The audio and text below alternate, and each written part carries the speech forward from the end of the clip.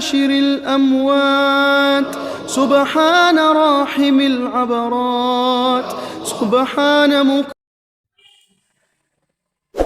بسم اللہ الرحمن الرحیم الحمد للہ رب العالمین والصلاة والسلام علی سید الانبیاء و خاتم المرسلین۔ محترم و معزز سامعین کرام، شوال مکرم کا مہینہ ہے اور اس کے اندر رمضان کے بعد 6 روزے رکھے جاتے ہیں۔ ایک حدیث طیبہ کے مطابق 1 سال کے روزوں کا ثواب ہے کہ الفاظ آتے ہیں کہ جس نے 6 روزے رکھے شوال مکرم کے، گویا اس نے پورے سال کے روزے رکھے۔ اور دوسری حدیث طیبہ میں آتا ہے کہ جس نے شوال کے 6 روزے رکھے گویا اس نے ساری زندگی روزے رکھے۔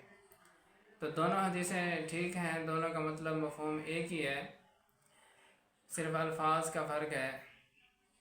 وہ اس طرح سے کہ جس نے رمضان مبارک کے روزے رکھے گویا کہ اس نے جو ہے نا 10 مہینوں کے روزے رکھے، یعنی ایک نیکی 10 کے برابر ہے تو ایک روزہ 10 روزے کے برابر ہو گیا، تو 10 مہینے کا یہ روزہ ہو گیا۔